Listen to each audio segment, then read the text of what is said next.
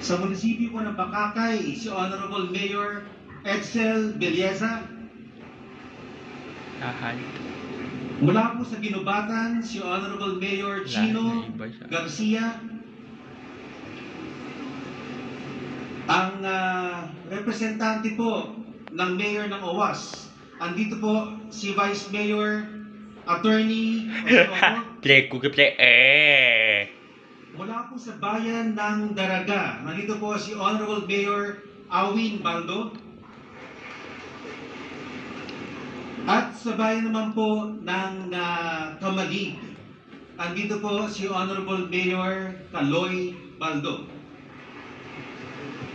Sa Santo Domingo naman po, andito, Mr. President, si Honorable Mayor Aguas. Nagbitbit po to Your Excellency ng mga fans. Anyway, Diyos maray na udto o hapon sa Satuya Gabos. Primero, ang sakuyang pagpapasalamat sa Gabos na albayanong paraoma, asin mga parasera, na yaon ngunyan sa loob kan albay Astrodome. An aldaw na iniyo mga tugang para sa Indo Gabos. Para pangtabita sa tuyang mga parauma o na mga parasera. Ang presensya tabi indang importantihon kasi natabi ang napili kan sa tuyang presidente na takwan nin tabang. Ngayong araw na ito, tayo po ay nagtipon hindi lamang po para tumanggap ng tulong.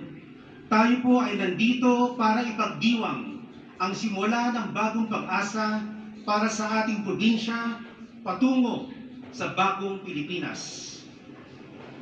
Ako po'y lubos na nagpapasalamat sa pagkakataong ito na ibahagi sa atin ni Pangulo Ferdinand Bongbong Marcos Jr.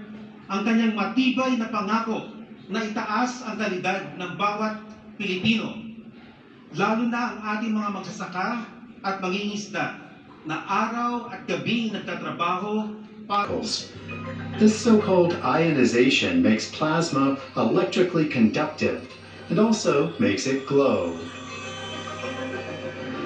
This is why plasma medicine, on the other hand, plasma can help heal chronic wounds. When turned on aggressive microbes, it kills them and at the same time stimulates cells to grow.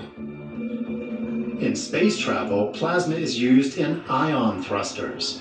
They're an efficient way to cover long distances on little fuel. Plasma can also be used to cut even the hardest metals quickly and precisely, while future fusion reactors might employ it when generating energy.